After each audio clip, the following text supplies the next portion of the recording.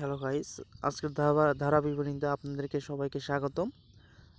বাংলাদেশের প্রাণ সাকিব আল হাসান বাংলা টাইগার্সের পক্ষে ব্যাট করতে নেমেছেন। নারিনের প্রথম বল, এলবিডব্লিউর আবেদন, কিন্তু আম্পায়ার সাড়া দিলেন না। ওভারের দ্বিতীয় বল, রিভার্স সুইপ, সুন্দর শট, 4 রান পাবেন সাকিব আল হাসান। কিন্তু সুন্দর শট ছিল, মূলত সাকিব আল হাসান এ ধরনের শট খেলে না, আজকে নতুন, খুব ভালো টাইমিং হয়েছে, 4 রান। আবার পাতিরানার বল, স্টেপ আউট করে মেরেছেন, তুলে মেরেছেন, দেখা যাক কী হয়। ছক্কা, 6 রানের জন্য কিন্তু গ্যালারিতে আছড়ে পড়ল সাকিব আল হাসানের সেকেন্ড বাউন্ডারি। একদম হাফ বলি ধরনের বল ছিল, স্টেপ আউট করে মেরেছেন সাকিব আল হাসান। আবারও আড়াআড়ি ব্যাটে খেলার চেষ্টা, কিন্তু 1 রান পাবেন সাকিব আল হাসান। আবারও একটি জোরের সহিত রাইজিং ডেলিভারি ছিল, অফ সাইডে পুশ করে দিয়েই 1টি রান।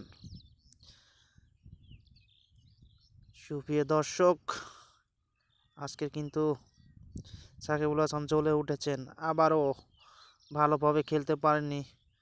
পয়েন্ট অঞ্চলের দিকে ব্যাটের এজ হয়ে 2টি রানের জন্য পান্তপতন করলেন সাকিব আল হাসান। নারিনের দ্বিতীয় বল, আবারও 1 রান পাবেন।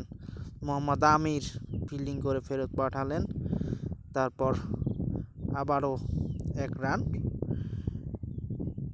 দেখা যাক সাকিব আল হাসান আর কোনো বাউন্ডারি পান কিনা। পরবর্তী মোহাম্মদ আমিরের বল তুলে মেরেছেন, হয়তো ফিল্ডার প্রত্যেক ক্যারি করেনি, 1 রান। মোহাম্মদ নারিনের দ্বিতীয় বল,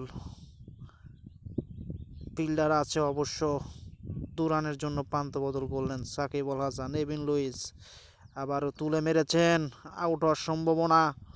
এবার কিন্তু আউট হয়ে প্যাভিলিয়নের পথ ধরলেন সাকিব আল হাসান।